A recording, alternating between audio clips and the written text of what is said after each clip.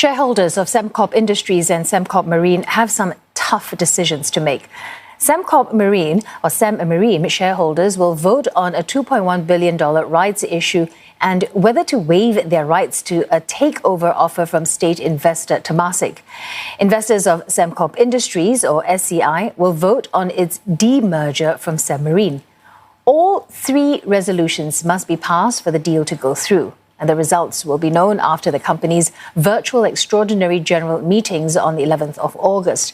For a closer look, Nirgunan Tiruchelvam joins us live, and he's the head of Consumers Equity Research for Tellimer Research. Thanks so much for joining us this evening. So let's look at this now. Both companies going through very challenging times.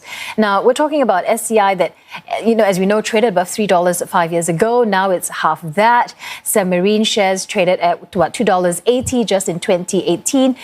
It's definitely a tough choice for shareholders, especially for Sembmarine shareholders. The counter has, plunged 2/3 since this deal was announced.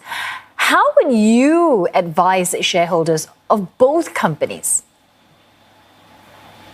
There are two massive dark clouds over that industry and the entire Sembcorp group.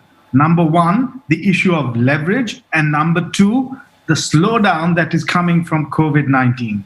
To arrest this situation, there's a $2.1 billion recapitalization that's on the table for the shareholders to decide on the 11th of August. It's imperative that they take this into account and look at the urgency of recapitalizing the balance sheet at a time of great stress. Without commenting on the specifics, I would like to highlight that these are the issues that are paramount in the consideration of investors.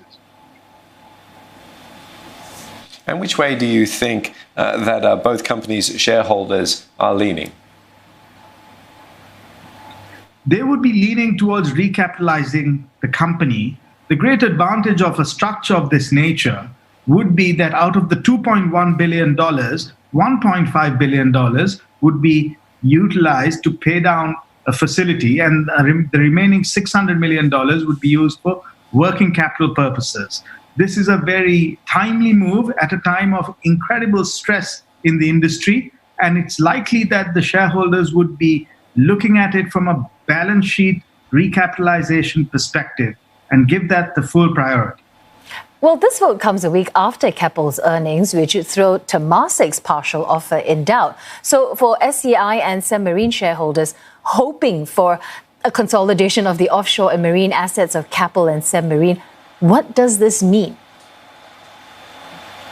It's difficult to speculate on what Keppel's intentions are and how the whole thing would pan out. I would like to stress that there is about $12 billion of debt on the SCI balance sheet, which at a time of a slowdown needs to be reduced, and measures need to be taken for the entire group to move forward so that they can meet the challenges ahead in a timely manner. And this structure does seem to address that main consideration. And what are the chances that the deal will fail? And if that does happen, what would happen to SCI and Sembmarine?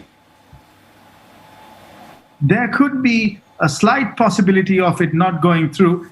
If this course of action doesn't take place, then the shareholders and the management need to sit down and discuss a strategy that would recapitalize the balance sheet using alternative means. It's unclear what those means would be, but this is what's on the table at this moment, and it's important for the shareholders to weigh the options very carefully and for the benefit of the company as a whole.